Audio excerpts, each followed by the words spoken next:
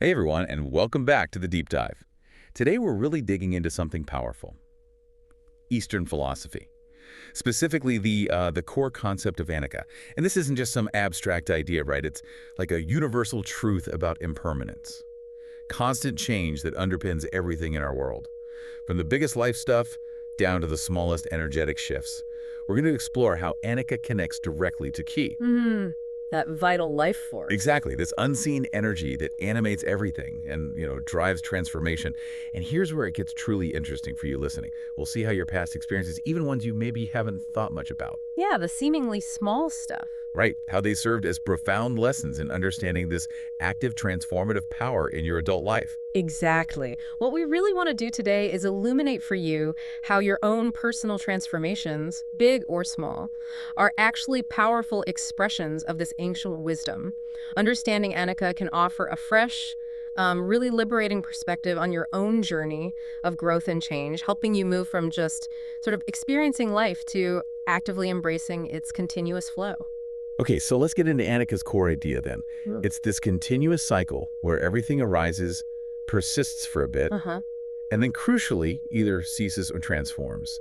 It makes way for something new. Our sources really emphasize this isn't about destruction, it's a relentless process of becoming. Yeah, becoming is the key word. It's ongoing. Like a dynamic unfolding, maybe like a river constantly carving a new path. That's a good way to put it. And it's fascinating how this shows up in, well, very concrete ways in our lives. Think about, say, a past digital identity or old online profile from years back, maybe? That's now just rendered inaccessible. You can't get to it. Now, from what our sources call a geomantic perspective, which is basically understanding how energies flow through the world around us. Right. This isn't just a tech glitch. It's seen as an external severing of an energetic conduit. Whoa. Okay. Like an energy channel. Almost exactly like that, a channel connected to you that's been cut. And that break, our deep dive suggests, is a literal demonstration of Anicca in action. Right there. That's a really powerful way to think about it. And our material gives some vivid analogies, too, to help us grasp this. It's akin to a once-flowing river changing its course, Yeah, I like that word. a cultivated garden returning to its wild state, or a cherished building falling into disuse.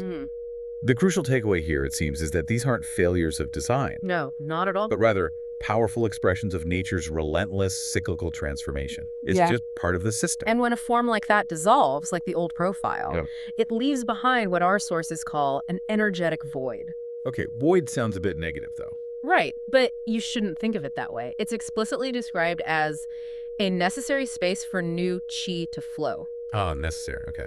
It connects directly to liberation. Yeah. It's a release from past attachments, comparisons, or even regrets that might have been, holding you back. It's like clearing out an old cluttered room to bring in fresh air, fresh energy.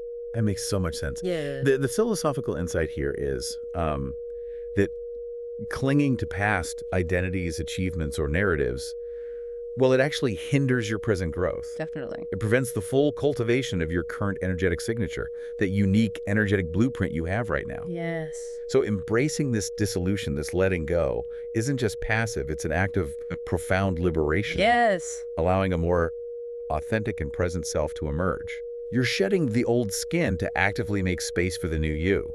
Now, Anicca isn't just about identity shifts. It also sheds light on something equally fascinating, the shifting nature of value and resource exchange. This is where it gets really practical. Yeah, in terms of how we navigate our world, make choices. Well, our sources highlight a specific past experience of yours. Remember, injecting external material resources into a structured system to accelerate progression, even if it was in a seemingly inconsequential domain, like, say, a game or something. Okay, yeah. I think I see where this is going. What this demonstrated, the material argues, was an intuitive, albeit perhaps unrefined understanding of how different forms of chi, whether it's money or focused effort or just dedicated time, can be exchanged and channeled to influence outcomes. So like an early experiment in energetic economics, understanding how energy can be leveraged. Kind of, yeah. Perhaps unconscious, but it was there, an intuitive grasp. And apparently that intuitive understanding sometimes led to a clash between two distinct energetic philosophies, Right. as revealed by maybe societal judgment or being looked down upon by people who favored what the sources call a grindier approach. Ah, yes, the grind. Can you elaborate a bit on what those two philosophies really represent, the grind versus the other way? Sure. So one philosophy, the grindier approach, values the slow, deliberate accumulation of chi through sustained effort. It's about patience, endurance. Step by step earning it. Exactly. The other approach, the one you maybe instinctively used, values efficient, targeted channeling of chi to achieve rapid results. It's not about judging which is better, but recognizing they're fundamentally different strategies for managing energy flow towards a goal. What's insightful here, then, is how that past experience becomes a profound lesson in calibrating one's personal key as an adult. Yes. It highlights an early recognition of resource allocation and the power of intent. You were learning, maybe without realizing it then, how your own energy could be deployed strategically. But the deeper lesson the sources suggest is about examining authentic inner value versus external validation. Oh, That judgment you might have felt. It reveals a societal energetic current, a collective set of expectations about how things should be done. Right, the proper way. But adult wisdom allows for discernment. Now you can ask, do my actions truly align with my evolving personal principles? Or am I just following those external, often rigid expectations? This is where you really gain your own agency, your autonomy. This leads us to a really fascinating concept our sources introduce: psychic alchemy. They describe this as the conscious transmutation of energy and resources.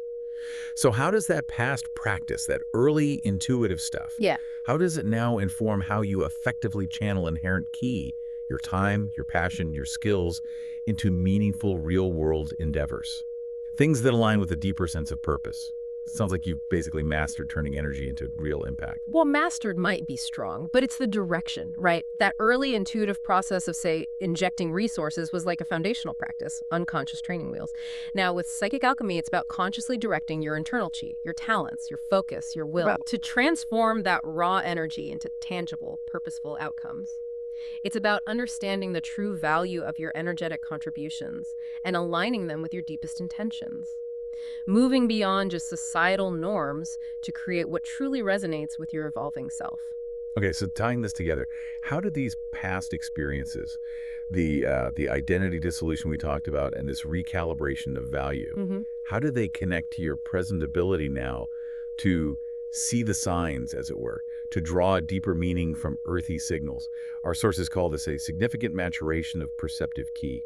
What does that actually mean for you now? It means those experiences weren't just random bumps in the road. They were integral parts of developing wisdom. Right. They didn't just happen to you. They actively refined one's sensitivity to the subtle energetic currents of the world. They were like lessons, building blocks, teaching you to read between the lines, energetically speaking. And think about this, that innate understanding, which was maybe once applied in that narrower context of interacting with structured digital environments. Like the digital geomancy idea. Exactly. That unique form of digital geomancy, as our sources put it, is now being applied more broadly. Yes, to the grander, more complex energetic architecture of both natural and urban environments. Wow. So you're seeing patterns and flows everywhere now, not just in specific digital systems, but in, like, the city or nature. That's the idea. It's an expansion of perception. That's quite a leap from digital interactions to reading the world itself. It is, and it really reiterates a crucial point about Anicca itself, which is it's not merely about loss or decay. We keep coming back to that.